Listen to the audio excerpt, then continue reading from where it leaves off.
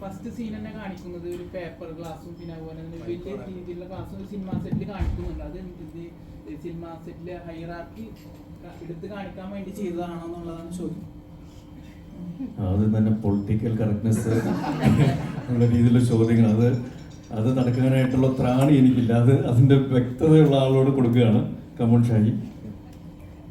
തീർച്ചയായിട്ടും നമ്മളോട് പറയുന്നതാണ്, നമ്മൾ സിനിമയിൽ സക്സസ് ആയെന്ന് അറിയുന്നത് ഒരു കോപ്പ ക്ലാസ്സിൽ മൂടിയ രീതിയിൽ ഒരു ചായ കിട്ടുമ്പോഴാണ് നമ്മൾ സിനിമയിൽ വിജയിച്ചതെന്ന് നമ്മളുടെ മുന്നേ ഉള്ള ആൾക്കാർ പറഞ്ഞു. എന്തോ ഞാൻ വർക്ക് ചെയ്ത സിനിമകളിലൊന്നും അല്ലെ അസിസ്റ്റന്റ് ഡയറക്ടർ ആയത് തൊണ്ടി മുതലായതുകൊണ്ട് എനിക്ക് അവിടുത്തെ പ്രശ്നം ഉണ്ടായില്ല. ചിലപ്പോൾ പോലീസ് ആയതുകൊണ്ടാവാം.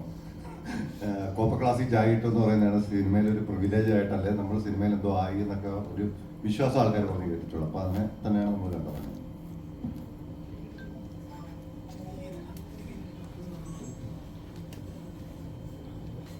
ഇതിന്റെ ഫസ്റ്റ് ഇതിന്റെ ടൈറ്റിൽ കാണുമ്പോൾ തന്നെ ഒരു ഒരു ശരിക്കും അതിന്റെ തുടക്കം തന്നെ ഒരു ട്രാൻസ് മോഡിലൂടെ ഇങ്ങനെ പ്രേക്ഷകനെ ഇങ്ങനെ കൊണ്ടുപോകുന്ന ഒരു ഫീലിംഗ് ഉണ്ടല്ലോ. ഇതൊരു സ്ലോ പേസിലൂടെ പതിയെ ഒരാളെ ഇങ്ങനെ മയക്കി കൊണ്ടുവന്നു പോകുന്ന ആ ഒരു ഫേസ് ഉണ്ടല്ലോ.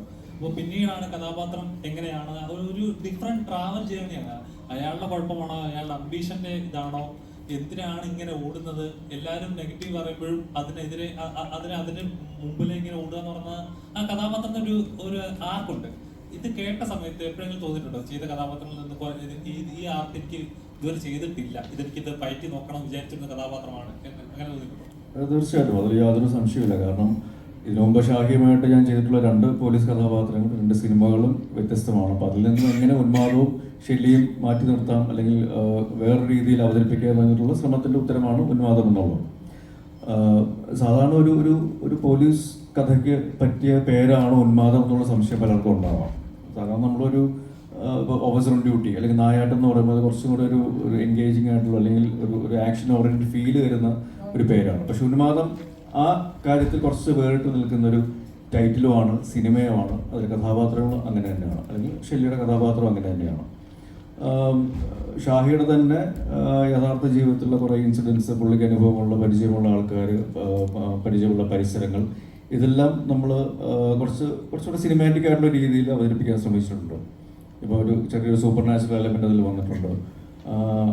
പിന്നെ ഷെല്ലിയുടെ യാത്രകൾ, ഈ പറയുന്ന പോലെ പുള്ളിയുടെ വിചാരങ്ങൾ അല്ലെങ്കിൽ ചിന്തകൾ, മുമ്പോട്ടുള്ള യാത്രകൾ, ഇപ്പം പുള്ളിയുടെ ഒരു തുടക്കത്തിൽ നമ്മൾ കാണിക്കുകയാണെങ്കിൽ പുള്ളിയുടെ കുടുംബജീവിതത്തിൽ കുറച്ചുകൂടെ ഡോമിനേറ്റിംഗ് ആയിട്ട് നിൽക്കുന്ന ഭാര്യയാണ്. അല്ലെങ്കിൽ സഹപ്രവർത്തകരാണെങ്കിൽ പോലും പുള്ളിയെ പല കാര്യങ്ങളിലും പിന്നോട്ട് വലിക്കാറുണ്ട്. ഇപ്പോൾ സിനിമയുടെ കാര്യം പുള്ളി അതിനുവേണ്ടി ശ്രമിക്കുമ്പോൾ അത് വേണ്ടാന്ന് പറയുകയും അത് മാറ്റി നിർത്താൻ പറയുകയൊക്കെ ചെയ്യുകയോ, അല്ലെങ്കിൽ പുള്ളി ഒരു പുതിയ പോലീസ് സ്റ്റേഷനിൽ വന്നിട്ട് ഒരു ഫയലിൻ്റെ കാര്യം ചോദിക്കുമ്പോൾ അത് തുടരുത് എന്ന് പറയുകയൊക്കെ ചെയ്യുമ്പോഴും പുള്ളിയുടെ കാര്യങ്ങളിൽ മുന്നോട്ട് പോകുന്നുണ്ട് ഒരു രീതിയിൽ അല്ലെങ്കിൽ മറ്റൊരു തരത്തിൽ. അപ്പോൾ അത് വേറൊരു പെർസ്പെക്റ്റീവാണ്. കാരണം എത്ര വലിയ തടസ്സങ്ങളുണ്ടെങ്കിലും തിരിച്ചടികളുണ്ടെങ്കിലും നമ്മൾ നമ്മുടെ ഒരു പാഷന് വേണ്ടി അല്ലെങ്കിൽ ഒരു കാര്യത്തിന് വേണ്ടി ഫോക്കസ്ഡ് ആയിട്ട് മുമ്പോട്ട് പോവുകയാണെങ്കിൽ അത് വിജയിക്കും എന്നത് വേറൊരു രീതിയിൽ നമ്മൾ അവതരിപ്പിക്കുന്ന ഒരു കഥയും കൂടിയാണ് ഇതിൽ ഉന്മാദവും അല്ലെങ്കിൽ ഷെല്ലി എന്നുള്ള കഥാപാത്രവും. അപ്പോൾ ആ രീതിയിൽ അത് കുറച്ച് വേറിട്ട് നിൽക്കുന്ന സിനിമയുമാണ്, കഥാപാത്രവുമാണ്. ഇത് ഷാഖ് സാർ കഥ പറയാൻ വരുമ്പോൾ തന്നെ മൈൻഡിലുണ്ടായിരുന്നു പോലീസ് കഥാപാത്രമായിരിക്കും എന്നിങ്ങനെ ഒരു മൈൻഡിലുണ്ടാവും. രണ്ടു അടങ്ങും പോലീസ് കഥാപാത്രമായിരുന്നു, മൂന്നാമത് വരുമ്പോഴും ഇത് പോലീസ് തന്നെ ആയിരിക്കും. ഇല്ല, ഷാഹി കുറച്ച് കഥകളൊക്കെ പറഞ്ഞിട്ടുണ്ട്. അപ്പോൾ അതിലെല്ലാം ഈ പറഞ്ഞ പോലെ പോലീസ് തന്നെയാണ് അതിൻ്റെ മെയിൻ ബാക്ക്ഡ്രോപ്പ് എന്ന് പറയുന്നത്. പക്ഷെ അതിൽ നിന്നും എല്ലാം ഞങ്ങൾ ഒരുമിച്ച് ചെയ്തിട്ടുള്ള സിനിമകളിൽ നിന്നൊക്കെ എങ്ങനെ മാറ്റി നിർത്താം എന്നുള്ളത് അതിൻ്റെ ഒരു ശ്രമമാണ്. ഇപ്പം ഈ ചോദ്യം തന്നെ അതിൻ്റെ ഒരു ഉത്തരമാണ് ശരിക്കും പറഞ്ഞത്. അങ്ങനെ ഒരു വ്യത്യസ്തമായിട്ടുള്ള ചോദ്യം ചോദിക്കപ്പെടുക എന്നുള്ളത് ഒരു പോലീസ് കഥയ്ക്ക്, അല്ലെങ്കിൽ ഷാഹിയും ഞാനും കൂടെ വീണ്ടും ഒന്ന് ചേർന്ന 3ാമത്തെ സിനിമയിലേക്ക് ആ ഒരു ചോദ്യം വരുന്നത് തന്നെ ഒരു വ്യത്യസ്തത ആ സിനിമയ്ക്ക് അവകാശപ്പെടുന്നു എന്നുള്ളതിൻ്റെ തെളിവാണ്. So thank you for that.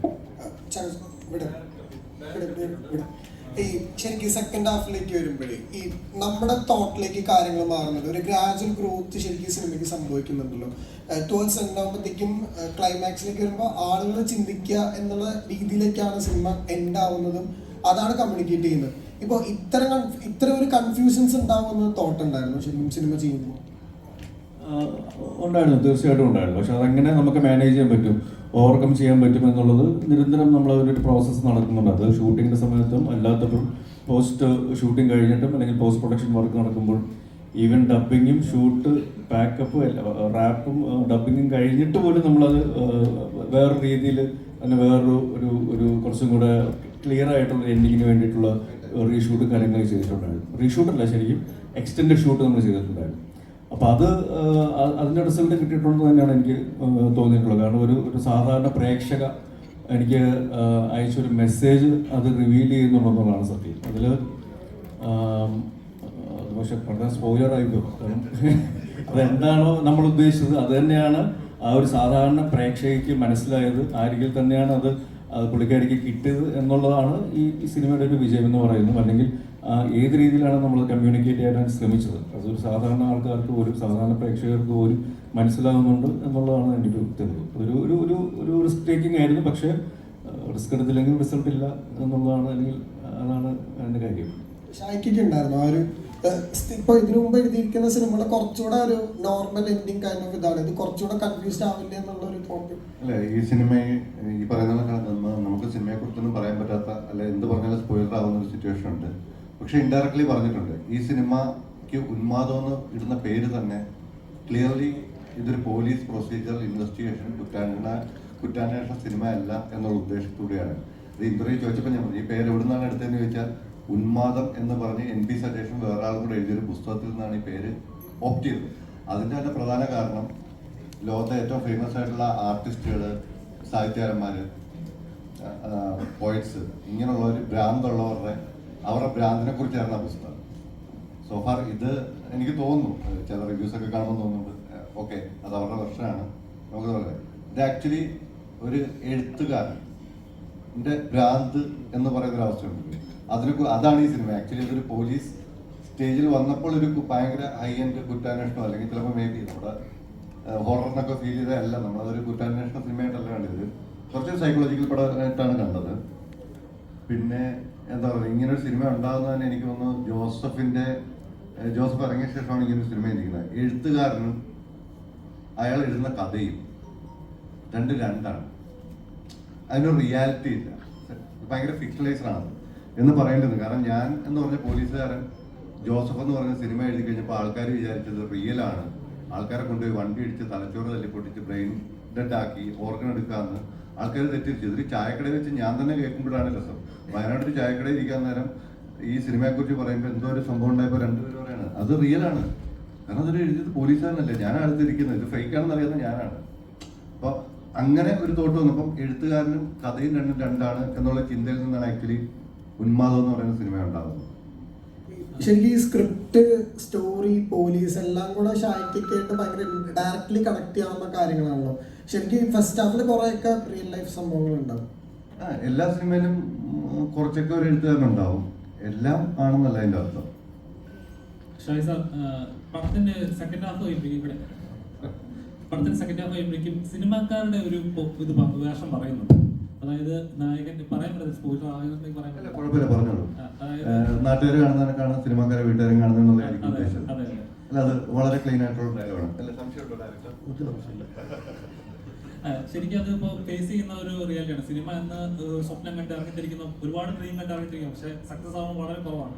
Success ആയാത്ത അവസ്ഥ എന്താണെന്നുള്ള അവർക്ക് അറിയത്തുള്ളൂ, എത്രത്തോളം സ്ട്രഗിൾ ചെയ്യുന്നുണ്ടെന്ന്. പുറമെ നോക്കുന്നവർ എത്രത്തോളം ജഡ്ജ് ചെയ്യപ്പെടുന്നു എന്നുള്ളത് ഒരു ചർച്ച ചെയ്യേണ്ട ഒരു കാര്യം തന്നെയാണ്. അത് എപ്പോഴെങ്കിലും ഫേസ് ചെയ്തിട്ടുണ്ട്? ഇപ്പോഴും താങ്കൾ ഇപ്പോൾ റൈറ്ററാണ്, നോൺ റൈറ്ററാണല്ലോ, ഇപ്പോഴും അത് ഫേസ് ചെയ്യുന്നുണ്ടോ? തീർച്ചയായിട്ടും ആൾക്കാരുടെ കാഴ്ചപ്പാട് ഭയങ്കര ഡിഫറെന്റ്. നമ്മൾ എത്ര സ്ട്രെസ്സിലൂടെയാണ് എത്ര പെയിനിലൂടെയാണ് കടന്നു പോകുന്നത്, നമ്മൾ എന്തൊക്കെ മാറ്റി വെച്ചിട്ടാണ് ഈ സിനിമയിൽ നിൽക്കുന്നത്. ഇപ്പം ഓക്കെ, ഞാൻ ഇപ്പം ചാക്കോച്ചനെ കണക്ക് ഒരാൾ വർഷത്തിൽ എത്ര ദിവസമായിരിക്കും കുടുംബമായിട്ട് സ്പെൻഡ് ചെയ്യുന്നതെന്ന് ചോദിച്ചാൽ വളരെ എനിക്ക് ഒരു ഗൾഫുകാരനേക്കാളും കുറച്ചായിരിക്കും. ഗൾഫിലുള്ളവർക്ക് 2 മാസമെങ്കിലും ലീവ് കിട്ടും.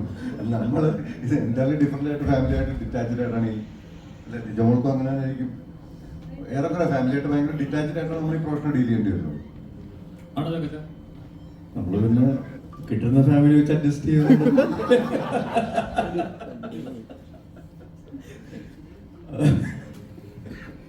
അങ്ങനെയല്ല, എന്താ പറയുക, ഞാൻ പറഞ്ഞില്ല, ഞാൻ കുറേ നാൾ ഫാമിലിയുടെ കൂടെ ഒറ്റയ്ക്ക് വീട്ടിലിരുന്ന ആളാണ്.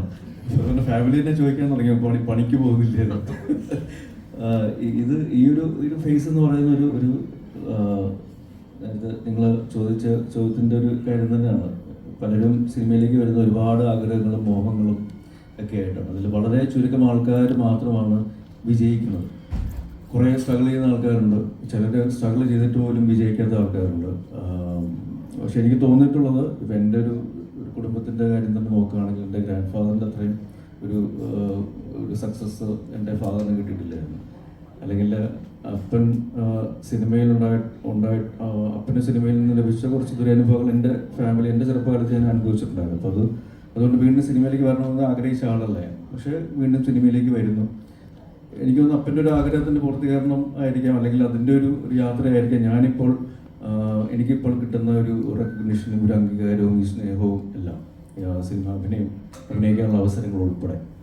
അപ്പോൾ അതൊക്കെ ചിലപ്പോൾ ഒരു ജനറേഷൻ ചേഞ്ചിലും ചിലപ്പോൾ ആ ഒരു കാര്യം സംഭവിച്ചേക്കാം. തനിക്ക് പറ്റിയില്ലെങ്കിൽ അടുത്ത തലമുറയിലേക്ക് ചിലപ്പോൾ ആ ഒരു ഭാഗ്യം ലഭിച്ചേക്കാം. അങ്ങനെ വിശ്വസിച്ച് വരുന്ന ആൾക്കാരുണ്ട്, അതിനുവേണ്ടി സ്ട്രെയിൻ എടുക്കുന്ന ആൾക്കാരുണ്ട്. അൾട്ടിമേറ്റ്ലി നമ്മളൊരു കാര്യത്തിൽ വിശ്വസിച്ച് മുന്നോട്ട് പോവുകയാണെങ്കിൽ, അതിനുവേണ്ടി ആത്മാർത്ഥമായിട്ട് ശ്രമിക്കുകയാണെങ്കിൽ തീർച്ചയായിട്ടും അതിനൊരു വിജയമുണ്ടാവും. അത് അൾട്ടിമേറ്റ്ലി അവിടം വരെ പോകാനുള്ള ക്ഷമയും ഒരു ധൈര്യവും കൂടെ വേണം എന്നുള്ളതാണ് സത്യം.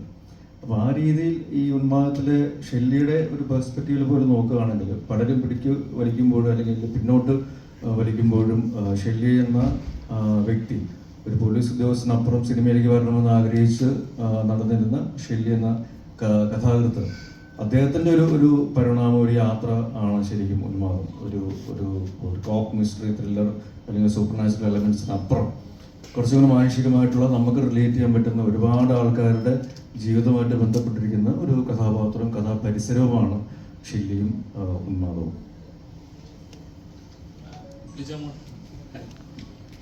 ഇതിലെ കഥാപാത്രം എടുത്ത് നോക്കുകയാണെങ്കിൽ നമുക്ക് നോർമലി റിലേറ്റ് ചെയ്യാൻ പറ്റും. ഒരു വീട്ടിൽ സ്ട്രഗിൾ ചെയ്യുന്ന അല്ലെങ്കിൽ അത്രയും പ്രഷറിൽ ജീവിക്കുന്ന ഒരു രണ്ട് കുട്ടികളും ഭർത്താവും, ഉഴപ്പനായ ഒരു ഭർത്താവ് അല്ലെങ്കിൽ എന്തിൻ്റെയോ പുറകെ ഓടിക്കൊണ്ടിരിക്കുന്ന ഒരു ഭർത്താവ്. അപ്പോൾ ആ ഒരു ഫ്രസ്ട്രേഷനിലുള്ളൊരു വൈഫ് ഉണ്ടാകുന്നൊരു അത് സൗണ്ട് റൈസ് ചെയ്യുമ്പോഴും ഡിപ്രസ്ഡ് ആയിരിക്കുന്ന സമയത്തും അപ്പോൾ നമുക്കത് ഫീൽ ചെയ്യും. അപ്പം താങ്കൾ ചെയ്തിട്ടുള്ള എല്ലാ കഥാപാത്രങ്ങളും എടുത്ത് നോക്കിയാലും അതേപോലത്തെ സിമിലാരിറ്റി ഒരേപോലെ എന്നല്ല, ഒരേ സാഡ് ഫേസ് ഉള്ള ഇപ്പോൾ സോഷ്യൽ മീഡിയ തന്നെ ഒരു ഡിപ്രഷൻ സ്റ്റാർ ഒരു പേര് ഉണ്ട്. അപ്പോൾ ഇങ്ങനത്തെ കഥാപാത്രങ്ങൾ കിട്ടുമ്പോൾ എപ്പോഴെങ്കിലും തോന്നിയിട്ടുണ്ടോ ഇതൊന്ന് മാറ്റി പിടിക്കണം അല്ലെങ്കിൽ അത് വീട്ടിൽ നോക്കണം തോന്നാറുണ്ടോ? എനിക്ക് തോന്നുന്നു നമ്മുടെ ഈ ഒരു സിനിമയുടെ ഉന്മാദത്തിന്റെ പ്രൊമോഷന്റെ സമയത്ത് തന്നെ ഞാൻ പറഞ്ഞിട്ടുണ്ടായിരുന്നു, എനിക്ക് ഈ അടുത്ത കാലങ്ങളായിട്ട് വരുന്ന ക്യാരക്ടേഴ്സ് എല്ലാം ഈ പറഞ്ഞ പോലെ ഏതെങ്കിലും തരത്തിലുള്ള ഇമോഷൻസ് കൂടി കടന്നു പോകുന്ന അല്ലെങ്കിൽ കുറേ അധികം ഇമോഷൻസ് ഹോൾഡ് ചെയ്യുന്ന ക്യാരക്ടേഴ്സാണ്. പക്ഷെ ഇതൊന്നും ഒന്നിനോട് നമുക്ക് കമ്പയർ ചെയ്യാൻ പറ്റുന്ന പോലെയുള്ള ക്യാരക്ടേഴ്സും അല്ല. ഇപ്പം ഞാൻ ഉന്മാദത്തിൽ ചെയ്തിരിക്കുന്ന, നിങ്ങൾ സിനിമ കണ്ടിട്ടുണ്ടെങ്കിൽ അറിയാം, സൗമ്യ എന്ന് പറയുന്ന ക്യാരക്ടറുമായിട്ട് കമ്പയർ ചെയ്യാൻ പറ്റുന്നതല്ല ബേബി ഗേളിൽ ഞാൻ ചെയ്ത ക്യാരക്ടർ അല്ലെങ്കിൽ പൊന്മാന്റെ ക്യാരക്ടർ.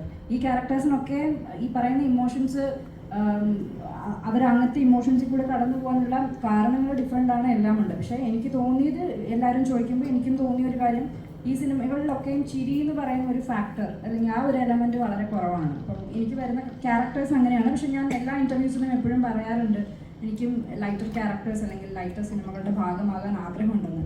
പിന്നെ എനിക്ക് ഒരു വിയോജിപ്പ് ഈ ഒരു സിനിമയിലുള്ളത്, ഞാൻ ഒരു വളരെ ചെറിയൊരു ലൈറ്റർ മൊമെന്റ് ഉണ്ടായിരുന്നു, കട്ട് ചെയ്ത് കളയുകയും ചെയ്തിട്ടുണ്ട്. അപ്പോൾ ഉള്ളൊരു ലൈറ്റർ സീൻ ഇതിലില്ല ഇന്ന് ഞാൻ സിനിമ കണ്ടപ്പോൾ. അപ്പം അതും കൂടി പറയാം.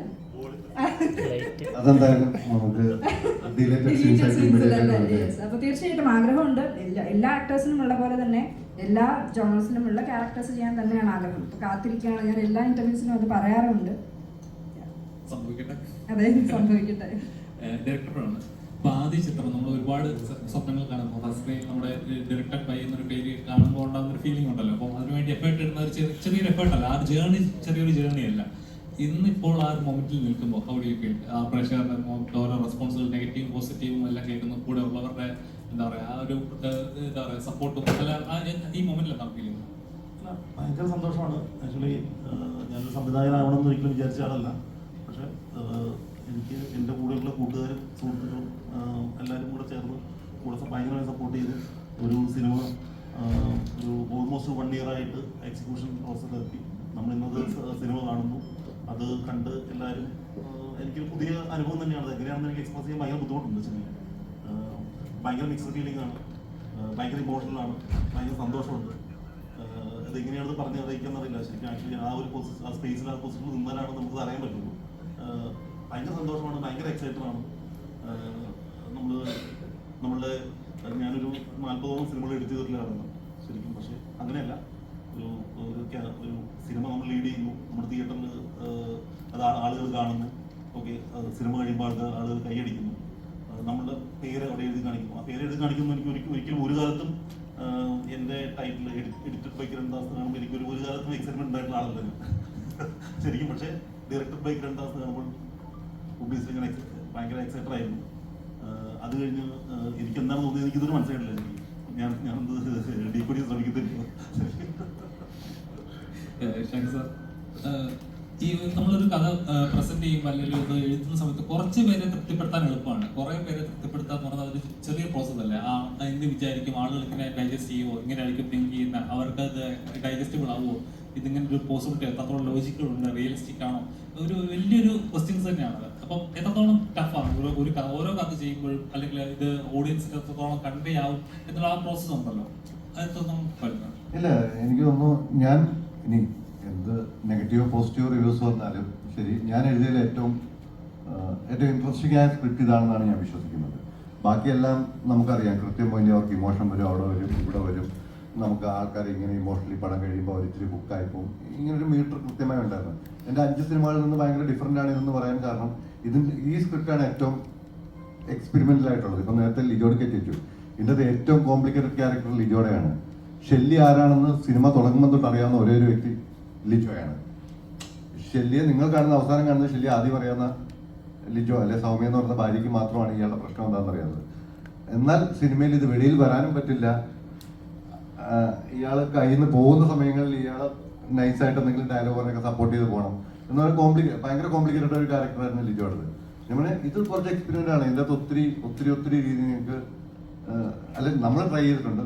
ഇനി റിവ്യൂ ചെയ്തവർക്ക് കാണാൻ പറ്റിയില്ലെങ്കിൽ അത് ഞങ്ങളുടെ തെറ്റല്ല, ഞങ്ങളുടെ തെറ്റല്ലെന്നല്ല, ഞങ്ങളുടെ തെറ്റല്ല ആവാം. കാരണം നമ്മൾ ഉദ്ദേശിച്ച രീതിയിൽ കാണാൻ പറ്റാത്ത ആവാം. സോ എൻ്റെ ഏറ്റവും ഫേവറേറ്റ് സ്ക്രിപ്റ്റാണ് ഞാൻ പറഞ്ഞത്. ഈ സിനിമ നിങ്ങൾ ചോദിച്ച അർത്ഥത്തിലാണ് ഞാൻ എഴുതിയതിൽ ഏറ്റവും നല്ലത് എന്ന് വിശ്വസിക്കുന്ന ആൾ ഞാൻ തന്നെയാണ്.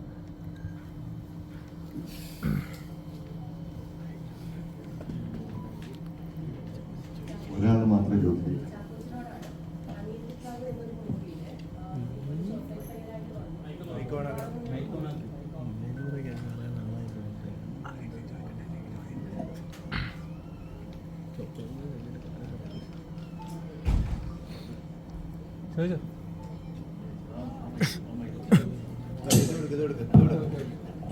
അനിയത്തി പ്രാവ് എന്നൊരു മൂവിയിൽ ഒരു ചോക്ലേറ്റ് പയ്യനായി വന്ന് ഇപ്പോൾ ഉന്മാദം എന്ന് പറയുന്ന മൂവിയിലേക്ക് ഒരു പോലീസ് ഓഫീസറായിട്ട് വന്ന് നിൽക്കുന്നുണ്ട്. തിരിച്ച് ഒരു ചോക്ലേറ്റ് പയ്യനായി അനിയത്തി പ്രാവ് പോലെ ഒരു മൂവിയിലേക്ക് തിരിച്ചു പോകാൻ വേണ്ടിയിട്ട് ആഗ്രഹിക്കുന്നുണ്ടോ?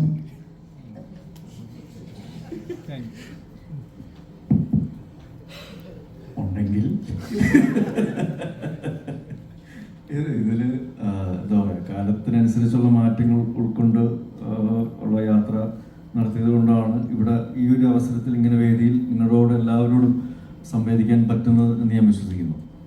അതല്ല ഞാൻ ചെയ്യുന്നത് മാത്രം ശരി, എൻ്റെ ചിന്തകൾ മാത്രമാണ് കറക്റ്റ്, അത് ബാക്കിയുള്ളവരൊക്കെ ചിന്തിക്കുന്നത് തെറ്റാണ് എന്നുള്ള രീതിയിൽ നോക്കാതെ ആരിൽ നിന്നൊക്കെ എന്തൊക്കെ ഉൾക്കൊള്ളാൻ പറ്റുമോ അതൊക്കെ ഉൾക്കൊണ്ട് തെറ്റുകളുണ്ടായിട്ടുണ്ട്, പരാജയങ്ങൾ ഉണ്ടായിട്ടുണ്ട്, വീഴ്ചകൾ ഉണ്ടായിട്ടുണ്ട്. അതിൽ നിന്നെല്ലാം ഒരു പരിധിവരെ പാഠങ്ങൾ ഉൾക്കൊണ്ടിട്ട് മുമ്പോട്ടുള്ള യാത്ര നടത്തുകയാണ്. പക്ഷെ എന്നാലും നമ്മൾ എക്സ്പീരിയൻസ് എടുക്കും. ഏതെങ്കിലും രീതിയിൽ ഏതെല്ലാം രീതിയിൽ നമുക്ക് പ്രേക്ഷകരെ എൻ്റർടൈൻ ചെയ്യാനായിട്ട് സാധിക്കുമെന്നുള്ള ഓപ്ഷൻസ് നമ്മൾ നോക്കാറുണ്ട്. അപ്പോൾ ആ ഒരു ഓപ്ഷനുകളിൽ ഏറ്റവും നല്ലത് നമുക്ക് ലഭിക്കുന്ന ഓപ്ഷനുകളിൽ ഏറ്റവും നല്ലത് ഏതാണെന്നുള്ളതാണ് നമ്മൾ ചൂസ് ചെയ്യുക, നമ്മൾ ചെയ്യുക. അപ്പോൾ ആ ഒരു അർത്ഥത്തിൽ ഉന്മാദത്തിൽ വന്ന് നിൽക്കുമ്പോൾ ചോക്ലേറ്റ് എന്നുള്ളൊരു പേര് തന്നെ വേണ്ട എന്ന് അല്ലെങ്കിൽ അപ്രസക്തമാണെന്ന് ഞാൻ വിശ്വസിക്കുന്നു. പിന്നെ കാലത്തിനനുസരിച്ചുള്ള പ്രായത്തിനനുസരിച്ചുള്ള സ്വഭാവത്തിനും അല്ലെങ്കിൽ ആൾക്കാരെ എന്നെ ഇപ്പോഴെങ്ങനെ കാണുന്നു എന്നതിൻ്റെ അടിസ്ഥാനത്തിലുള്ള റൊമാൻസും ഫണ്ണും പരിപാടികളെല്ലാം എന്തായാലും നമ്മൾ പിടിക്കും. അത് ആരാണെങ്കിലും ഏതൊരു അഭിനേതാവാണെങ്കിലും അതിനെ ശ്രമിക്കുമെന്ന് തന്നെയാണ് തോന്നുന്നത്.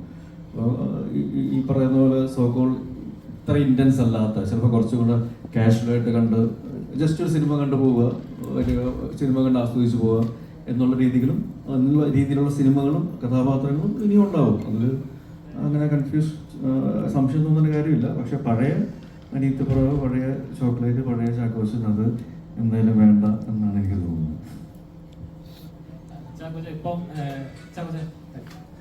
ഇപ്പൊ നമ്മൾ കാണുന്ന സിനിമകൾ കൂടുതൽ നോക്കിക്കഴിഞ്ഞാൽ ഇപ്പൊ കുടുംബചിത്രങ്ങൾ എന്ന് പറയുന്നത് വളരെ കുറവാണ്.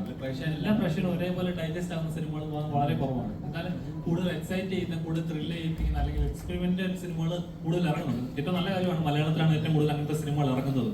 അപ്പം ഇപ്പൊ പണ്ടത്തെ പോലെ എല്ലാ പ്രേക്ഷകരും ഒരേപോലെ എൻജോയ് ചെയ്യാൻ പറ്റുന്ന പടങ്ങൾ ഇപ്പോൾ കുറയുന്നുണ്ടെന്ന് എപ്പോഴും തോന്നുന്നുണ്ടോ? ഇപ്പൊ അനീതിപ്രാവ് ഒക്കെ കാണുമ്പോൾ സമയത്ത് അല്ലെങ്കിൽ ഈ ചോക്ലേറ്റ് അങ്ങനത്തെ പടങ്ങളൊക്കെ കാണുന്ന സമയത്ത് എല്ലാ പ്രേക്ഷകരും ഒരേപോലെ എൻജോയ് ചെയ്ത് ഇന്നും ഒരു സീൻ കാണുമ്പോൾ അതിന്റെ ബാക്കി ഇന്ന് ഡയലോഗ് എന്നുള്ള നമുക്കൊരു പ്രേക്ഷകൻ കമ്മ്യൂണിക്കേറ്റ് ചെയ്യാൻ പറ്റുന്നുണ്ട്.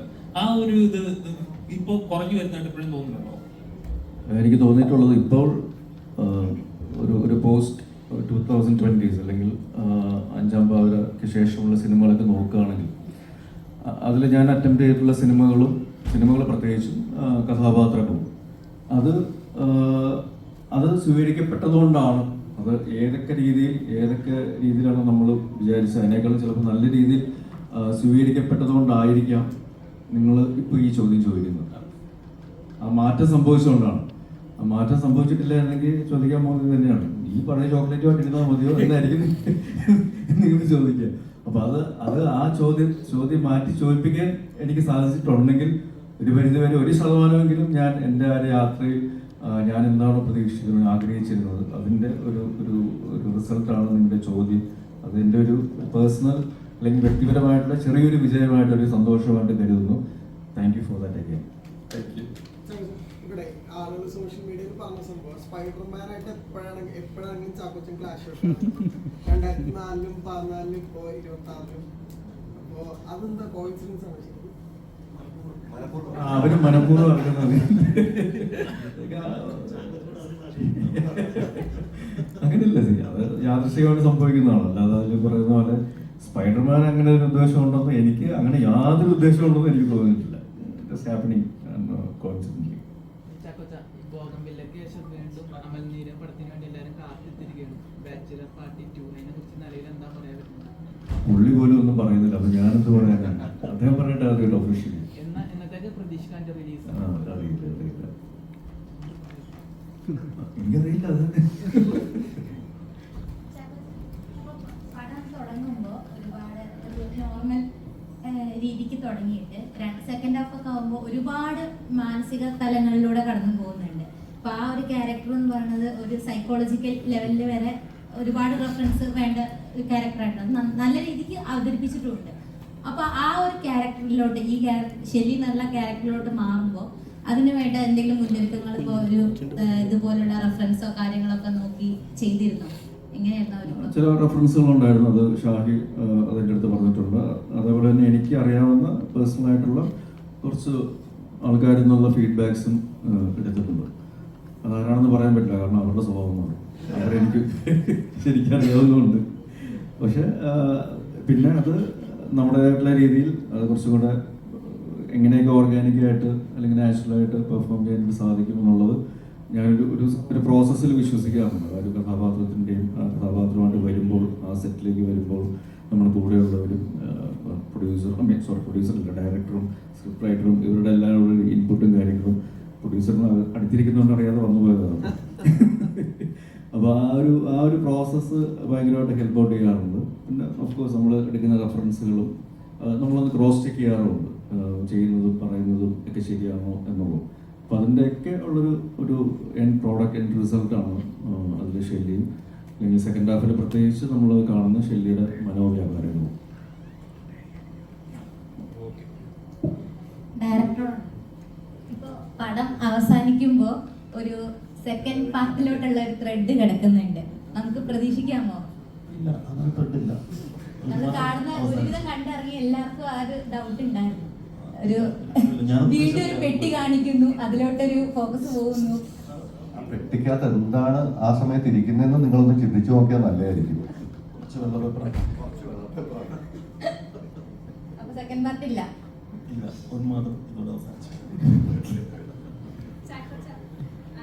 ഇതില് ഒരുപാട് സൂപ്പർസ്റ്റിഷൻസ് ആസ്ട്രോളജിനെയൊക്കെ പറ്റി പറയുന്നുണ്ട്. അത് ലാസ്റ്റ് വരുമ്പോ അത് ശരിയാവുകയാണല്ലോ. അപ്പോ അങ്ങനെ സൂപ്പർസ്റ്റിഷൻസിൽ വിശ്വസിക്കുന്നുണ്ടോ? ഇപ്പൊ കണ്ട മോശമാവും, നമ്മൾക്കറിയാം സൂപ്പർസ്റ്റിഷൻ ആണെന്ന്, എന്നാലും ഒറ്റ പെണ്ണിനെ കാണുമ്പോ അയ്യോ ഇനിയിപ്പോ മോശമാവും ദിവസം, അങ്ങനെ എന്തെങ്കിലും അനുഭവം അനുഭവം ഉണ്ടായിട്ടുണ്ടോ? ഈ ചോദ്യത്തിന്റെ ആദ്യ ഭാഗത്തിലേക്ക് വരികയാണെങ്കിൽ രണ്ടാമത്തെ ഭാഗത്തിന് പറയാം. ഒറ്റമേന അതിലുള്ള വിശ്വാസം, സൂപ്പർസ്റ്റിഷ്യൻസ് കാര്യം ഒറ്റമൈനല്ല, അതായത് അങ്ങനെ അതുപോലെ അത് അത് എക്സാമ്പിൾ. തന്നെ ഒറ്റമൈന പോലുള്ള കാര്യം, അങ്ങനത്തെ സൂപ്പർസ്റ്റിഷ്യൻസിൽ ഞാൻ വിശ്വസിക്കുന്നില്ല. കാരണം ഈ നമ്മൾ ചില ഇത് കാണുന്നത് നല്ലതാണ്, അല്ലെങ്കിൽ ഇങ്ങനെ സംഭവിക്കുന്നത് നല്ലതാണ് എന്ന് പറഞ്ഞ് ചെയ്ത കാര്യങ്ങളൊക്കെ വളരെ മോശമായിട്ട് സംഭവിച്ചിട്ടുണ്ട്. അപ്പോൾ അതിൽ എനിക്ക് വിശ്വാസം കുറവാണ്. പിന്നെ ഈ ചോദ്യത്തിന് ആദ്യ ഭാഗത്തേക്ക് വരികയാണെങ്കിൽ നല്ല ഇടിയും വെച്ച് പടം ഒന്നും കൂടെ കാണേണ്ടി വരും. ഇത് ഞാൻ ഇതിൻ്റെ ട്രെയിലർ ലോഞ്ചിനൊക്കെ പറഞ്ഞു, ചിലപ്പോൾ 1-2 പ്രാവശ്യം കണ്ടാൽ ആയിരിക്കും ചിലപ്പോൾ ഒന്ന് മനസ്സിലാകുക ചിലർക്ക് എന്നുള്ളത്. അപ്പോൾ ആ ഗണത്തിൽപ്പെട്ട ഒരു കുട്ടിയാണ് താങ്കൾ. ഒന്നുകൂടെ കാണുന്നത് നമുക്ക് രണ്ട് ചോദ്യങ്ങളും സെയിം ആയിരുന്നു. ഒരാളെ ചിന്തിച്ചത് പെട്ടിക്കകത്ത് വെള്ള പേപ്പർ ഇന്നിട്ട് രണ്ടാം ഭാഗം കൊണ്ടുവന്നു, മറ്റൊരാൾ അന്ധവിശ്വാസം പ്രൊമോട്ട് ചെയ്യുന്നുണ്ട്. അങ്ങനെയല്ല ഞാൻ ചോദിച്ചേ, പഞ്ചമി നാളില് ഇത് അത് പറയുന്ന ക്യാരക്ടർ ആരാണെന്ന് നോക്കുക. ആസ്ട്രോളജർ. ആസ്ട്രോളജർ. പക്ഷെ അത് ശരിയായല്ലോ. സിനിമ കാണും. അജ്മലെ ആ കുട്ടിയെ കൊണ്ട് പടം കാണും കേട്ടോ. അജ്മലെ കണ്ടിട്ടില്ലല്ലോ.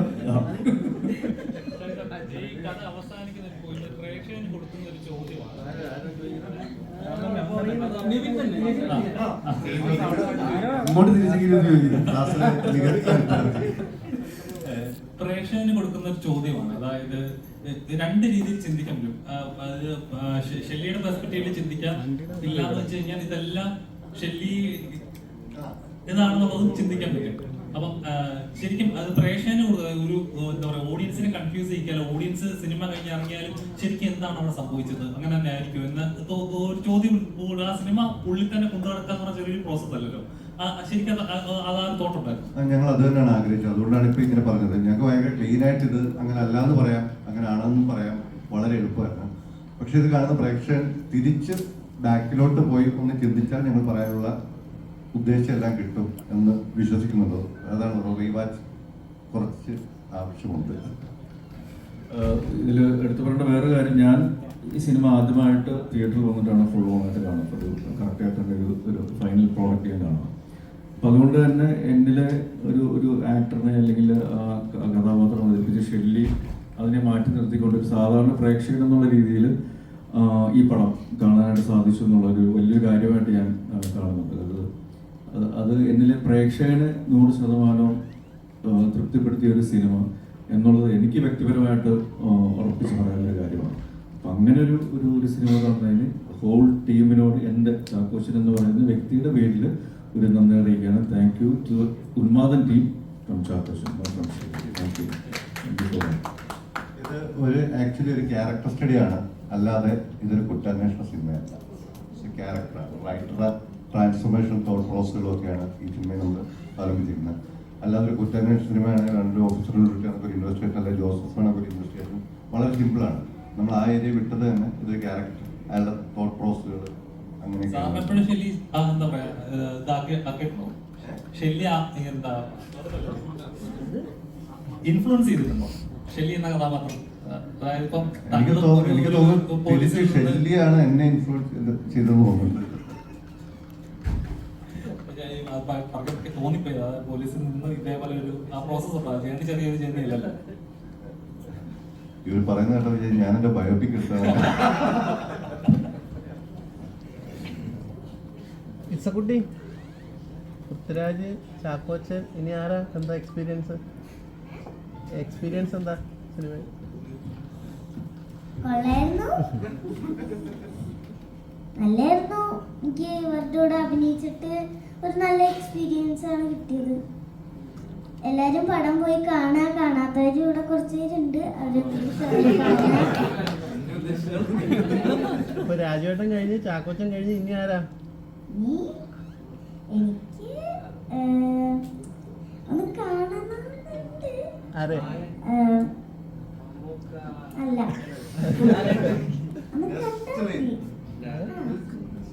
ആരെ? വിജയൻ.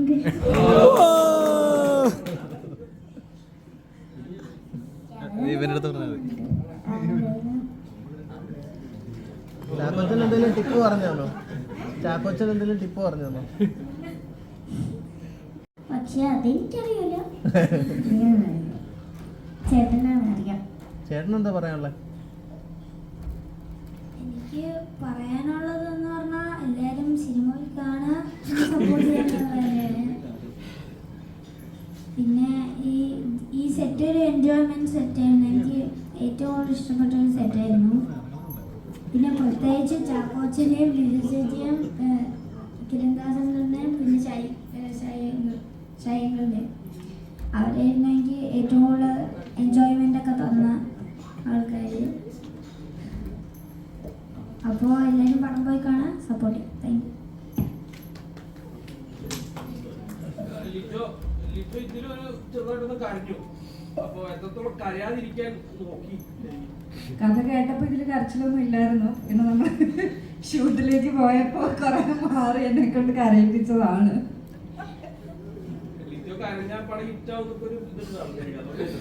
അങ്ങനെയാണെങ്കിൽ സൂപ്പർ ഹിറ്റ് ആവട്ടെ എന്ന് ഞാനും ആത്മാർത്ഥമായിട്ട് ആഗ്രഹിക്കുന്നു. ചാക്കോച്ചന്റെ കരച്ചിൽ നേരിട്ട് കണ്ട ആളെന്നല്ലേ എങ്ങനെയുണ്ട്? കോ-ആക്ടർ നന്നായിട്ട് കരഞ്ഞിട്ടുണ്ടായിരുന്നു, ആത്മാർത്ഥമായിട്ട് കരഞ്ഞു. ചാക്കോച്ച ഈ ഒരു കഥാപാത്രമായിട്ട് ഉൾക്കൊണ്ടുകൊണ്ട് കരയാനും പ്രേക്ഷകരെ കൊണ്ട് കരയിപ്പിക്കാനും നല്ല എളുപ്പമാണ്. നല്ലൊരു തിരക്കഥാകൃത്തും നല്ലൊരു എഡിറ്ററും ഡയറക്ടറും ഉണ്ടെങ്കിൽ വളരെ എളുപ്പമാണ്.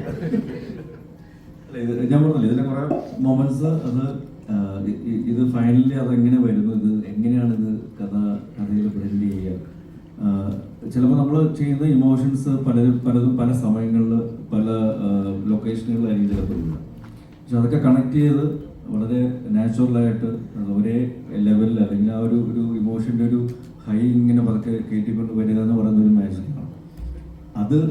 അത് ഭംഗിയായിട്ട് ചെയ്തിട്ടുണ്ട്. അത് ടെക്നിക്കൽ ടീമിൻ്റെ ഒരു എഫേർട്ട്, ഒരു ക്രിയേറ്റീവ് എഫേർട്ട് ഭയങ്കരമായിട്ട് ഹെൽപ്പ് ചെയ്തിട്ടുണ്ട്. അതിൽ ഡയറക്ടർ ആണെങ്കിലും എഡിറ്റർ ആണെങ്കിലും DOP, costumes, makeup, script writer, അതേപോലെ തന്നെ മ്യൂസിക്, ഇതെല്ലാം അതിനെ ഒരു പടികൂടെ അല്ലെങ്കിൽ പല പടികൾ മേളിലോട്ട് കൊണ്ടുപോയിട്ടുണ്ട്. അപ്പോൾ അതാണ് ഞാൻ നേരത്തെ സൂചിപ്പിച്ചത്. അതായത് ഒരു സാധാരണ പ്രേക്ഷകൻ എന്നുള്ള രീതിയിൽ അത് കാണുമ്പോൾ ഉന്മാദത്തിലൂടെയുള്ള ഷെല്ലിയുടെ യാത്ര എന്ന് പറയുന്നത് ഒരു അഭിനേതാവിനപ്പുറം ഒരു പ്രേക്ഷകൻ എന്നുള്ള രീതിയിൽ അത് ഭയങ്കരമായിട്ട് അത് എനിക്ക് എൻജോയ് ചെയ്യാൻ പറ്റും. ഞാൻ ഒരു അഭിനേതാവ് എന്നുള്ള രീതിയിലല്ലാതെ ഇത് ഞാൻ ചെയ്ത് ശരിയാവുമോ അല്ലെങ്കിൽ എന്തെങ്കിലും പ്രശ്നം ഉണ്ടാവുമോ, ഇത് കൂടുതൽ നന്നാക്കാമോ എന്നുള്ളൊരു ഒരു പേടിയോ അല്ലെങ്കിൽ ഒരു ചോദ്യങ്ങളോ ഒന്നുമില്ലാതെ ഒരു സാധാരണ പ്രേക്ഷകനായിട്ടിരുന്ന് ആ സിനിമ അല്ലെങ്കിൽ ആ കഥാപാത്രങ്ങളോട് യാത്ര ചെയ്യാനായിട്ട് സാധിക്കും എന്ന് പറയുന്നത് ഒരു എക്സ്പീരിയൻസ് എനിക്ക് ഭയങ്കരമായിട്ട് ലഭിച്ചൊരു സിനിമ കൂടെയാണ് ഉന്മാദം. അപ്പം ഇതിൽ ഇമോഷൻസിൻ്റെ കാര്യങ്ങളാണെങ്കിലും വേറെ ഏത് കാര്യങ്ങളാണെങ്കിലും ഇപ്പോൾ ലാസ്റ്റത്തെ ക്ലൈമാക്സ് ഫൈറ്റ് സീൻസിനെ പറ്റി പോലും ആൾക്കാർ പറയുമ്പോൾ അത് ആ സമയത്ത് ഉണ്ടായതാണ്. നമ്മൾ ഓൺ ദി സ്പോട്ടായിട്ടുള്ള ഇംപ്രവൈസേഷൻസ് ഒരുപാട് ചെയ്തിട്ടുണ്ട് കഥാപാത്രങ്ങളുടെ യാത്രകളിലും അല്ലെങ്കിൽ ഇമോഷൻസിലും എല്ലാം. അപ്പം അതെല്ലാം ഈ പറയുന്ന പോലെ ടെക്നിക്കൽ ടീമിൻ്റെ ക്രിയേറ്റീവ് ഇൻപുട്ടുകൾ ഒരുപാട് ഹെൽപ്പ് ചെയ്തിട്ടുള്ളതാണ്. അത് വളരെ രസകരമായിട്ട് വന്നിട്ടുള്ള വളരെ നല്ല നൈസായിട്ട് ബ്ലെൻഡ് ചെയ്തിട്ടുള്ള ഒരു സിനിമയായിട്ടാണ് ഉന്മാദം എനിക്ക് തോന്നിയത്.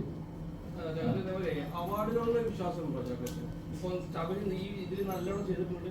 എനിക്ക് പ്രതീക്ഷയിൽ ഒരു അവാർഡ് കിട്ടാനുള്ള ചാൻസ് ഉണ്ട്. പക്ഷേ അവാർഡുകളിൽ ചാക്കോച്ചൻ വിശ്വാസമുണ്ട്?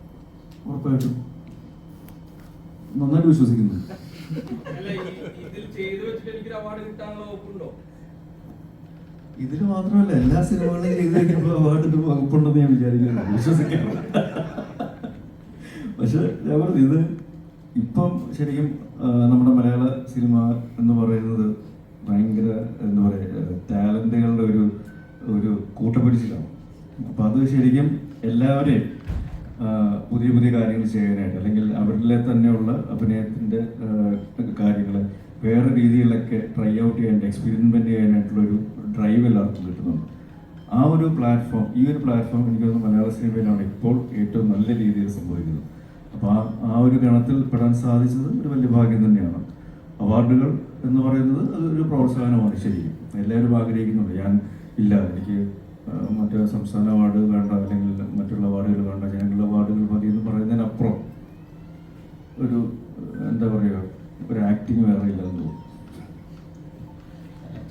പനോരമ സ്റ്റുഡിയോസിനാണ് പ്രൊഡ്യൂസേഴ്സ് സർ, മലയാളത്തിൽ ഫസ്റ്റ് ഇൻഡിവിജ്വൽ മലയാളത്തിൽ ചെയ്യുന്ന ഇൻഡിവിജ്വൽ പ്രൊഡ്യൂസറായിട്ട് ചെയ്യുന്ന ഫസ്റ്റ് വെഞ്ചർ ആണല്ലോ ഉന്മാദം എന്ന് പറയുന്നത്. എത്രത്തോളം ക്ലോസ് ആണത്? ക്ലോസ്ഡ് ആണ്.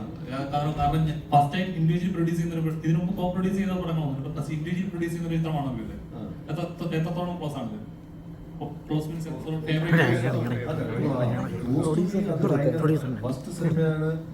ഷാഹിനെ കണ്ടപ്പോൾ നമ്മള് കഥയൊക്കെ ഷാഹിൽ പറഞ്ഞപ്പോൾ ഫസ്റ്റ് ഓഫ് ഓൾ സിനിമ ഷാഹിനോട് ചെയ്യാൻ പറ്റുന്നത് വലിയ ഭാഗ്യമാണ്. ഷാഹി കണ്ടു, ഇഷ്ടപ്പെട്ടു, അത് കഴിഞ്ഞിട്ട് ചാക്കോച്ചനെ കണ്ടു, സിനിമ ചെയ്തു.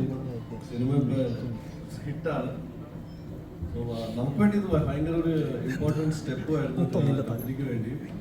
ഇനി പോകുന്നത് ഇനി ചെയ്യുന്നത് പോലെ മലയാള സിനിമകൾ സ്വന്തം നമ്മൾ തന്നെ പ്രൊഡ്യൂസ് ചെയ്യുകയാണ്. ചാക്കോച്ചൻ്റെ കൂടെ അടുത്ത സിനിമ ചെയ്യുന്നുണ്ട്, ഷാഹിയുടെ കൂടെ അടുത്ത സിനിമ ചെയ്യുന്നുണ്ട്. കിരൺ ആന്ന് പറഞ്ഞിട്ടില്ല, അതിനുവേണ്ടി വെയിറ്റ് ചെയ്യുകയാണ്.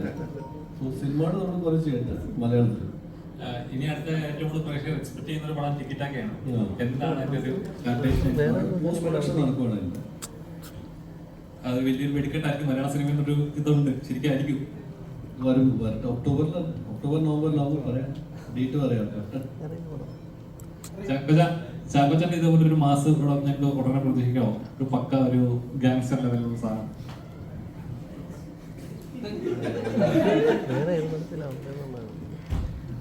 ഇത് കേൾക്കുന്ന പ്രൊഡ്യൂസേഴ്സും തിരക്കഥാകൃത്തുക്കളും ഡയറക്ടേഴ്സും ഉണ്ടെങ്കിൽ ദയവായി അങ്ങനത്തെ ഓപ്ഷൻസും ഓപ്പർച്യൂണിറ്റീസും കഥാപാത്രങ്ങളും സിനിമകളുമായിട്ട് വരിക. ഉറപ്പാണ്. ഞാൻ പറഞ്ഞില്ല, ഞാൻ അവതരിപ്പിക്കുന്ന തരത്തിലുള്ള ഏത് തരത്തിലുള്ള സിനിമകളാണെങ്കിലും കഥാപാത്രങ്ങളാണെങ്കിലും ചെയ്യാനായിട്ടുള്ള ആഗ്രഹമുള്ളത്. ഞാൻ മാത്രമല്ല, ഇപ്പം ഇൻഡസ്ട്രിയിൽ നിൽക്കുന്ന എല്ലാ അഭിനേതാക്കൾക്കും ആ ഒരു ആഗ്രഹവും ആവേശവും ആവശ്യവും ഉണ്ടെന്ന് ഞാൻ വിശ്വസിക്കുന്നു. അപ്പോൾ അത് തീർച്ചയായിട്ടും സംഭവിക്കും. ഈ പറയുന്ന പോലെ ഇന്നല്ലെങ്കിൽ നാളെ എന്തായാലും സംഭവിച്ചിരിക്കും. തീർച്ചയായും സാധിക്കട്ടെ. ഞങ്ങൾ കാത്തിരിക്കുന്നു. Thank you very much. രണ്ടുപേരും രണ്ട് ഷോട്ടിൽ അവൾ അഭിനയിച്ചിട്ടുണ്ട്, ബാക്കിയെല്ലാം ഞാൻ തന്നെ.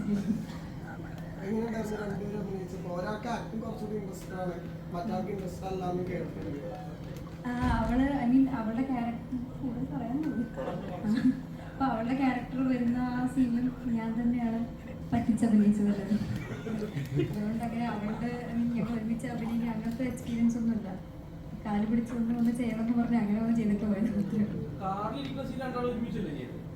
അത് ചുമ്മാ പുറകിലിരിക്കുന്നില്ല. അപ്പൊ എന്ത് ചെയ്താലും തിരിഞ്ഞു നോക്കില്ല എന്ന് പറഞ്ഞ് അങ്ങോട്ട് തന്നെ നോക്കിയിരിക്കുമല്ലോ, ക്യാമറയിലോട്ട് പോലും നോക്കിയിട്ടില്ല. അപ്പൊ അങ്ങനെ അഭിനയിച്ചതൊന്നും പറയാൻ പറ്റില്ല, ചുമ്മാ ഇരുന്നു അത്രയും.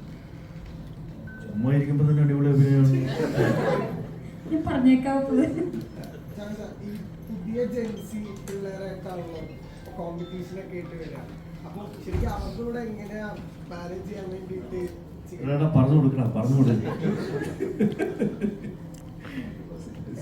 കോമ്പറ്റീഷൻ തന്നെക്കാളും അപ്പുറം നമ്മൾ അവരിൽ നിന്ന് എന്താണ് പഠിക്കാൻ പറ്റുന്നത്, അല്ലെങ്കിൽ അവരോടൊപ്പം എങ്ങനെ മുമ്പോട്ട് പോകാനായിട്ട് സാധിക്കും. ഇപ്പം നോക്കുകയാണെങ്കിൽ ഇപ്പോൾ മലയാള സിനിമയിലെ സൂപ്പർ സ്റ്റാർസ് എന്ന് പറയുന്ന മെയിൻ പില്ലറുകൾ എന്ന് പറയുന്ന ആൾക്കാർ മമ്മൂക്ക, ലാലേട്ടൻ എത്രയോ വർഷങ്ങളായിട്ട് നമ്മുടെ വേദിയിലുള്ളതാണ്.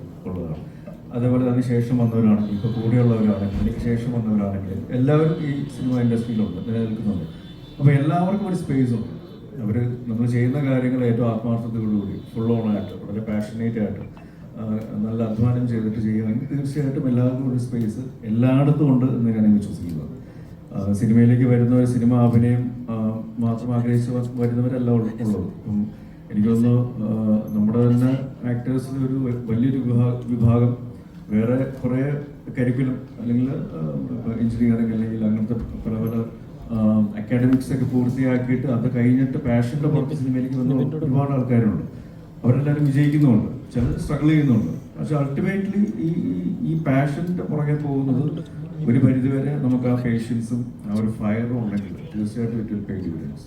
അപ്പോൾ ജെൻസി അങ്ങനത്തെ ഒരു ഡിഫറൻസിയേഷൻ ഇവിടെ അതിന് പ്രസക്തി ഉണ്ടോ എന്നുള്ളത് എനിക്ക് സംശയമാണ്. എല്ലാവർക്കും ഇവിടെ സ്പേസ് ഉണ്ട്. അപ്പോൾ ചാക്കോച്ച ഇപ്പം സിനിമയിൽ നിന്ന് ഇറങ്ങി വലിയ വലിയ വിജയങ്ങളായിട്ട് എല്ലാ തിയേറ്ററിലും ഭയങ്കര റെസ്പോൺസുകൾ ഇനി വന്നുകൊണ്ടിരിക്കുന്നു. ഇനി ഒരുപാട് 100 ദിവസം ഓടി ഇതിന്റെ വിജയാഘോഷത്തിൽ ഞങ്ങൾ പങ്കെടുക്കാൻ ഞങ്ങൾ ആഗ്രഹിക്കുന്നു. ഇതുപോലെ ഒരുപാട് ചിത്രങ്ങൾ ചാക്കോച്ചനെ കാണാൻ പറ്റുന്നു വീണ്ടും ആഗ്രഹിക്കുന്നു.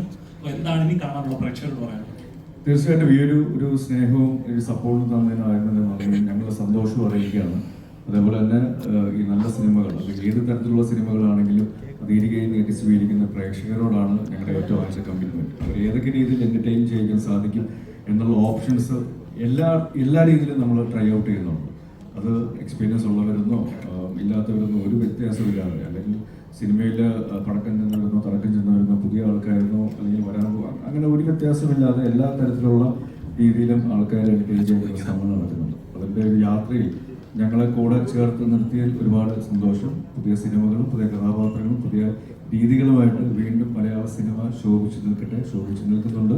So thank you for that. അപ്പോൾ ഉന്മാദത്തിന് എല്ലാ രീതിയിലും സ്വീകരിച്ചതിനും ഉന്മാദ ടീമിൻ്റെ പേരിലും എൻ്റെ വ്യക്തിപരമായ പേരിലും താങ്ക് യു വെരി മച്ച്. സന്തോഷം. Thank you. For Panorama Studios, like Rajesh ji was saying, ये बहुत ही इम्पोर्टेंट फिल्म है हमारे लिए एंड बहुत अच्छी टीम थी हमारे साथ. शाही हुई, किरण दास, चाकूचंद, बिजू मोल, सब ने बहुत एफर्ट डाला है और बहुत ही everyone's put in their best and I think we've made a good film and we just hope the audience gives all the love to the film. And thank you and please spread the good word.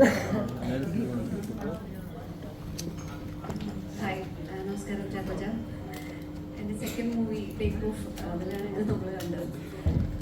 എനിക്ക് പറയാനുള്ളത് ഒരു script റൈറ്ററുടെ ഉന്മാദം, അത് തന്നെയായിരുന്നു cinema. As an ഓഡിയൻ എനിക്ക് പറയാനുള്ളത്, ഒരു മൂവിയുടെ ഭാഗമാകാൻ പറ്റിയത് വലിയ സന്തോഷം.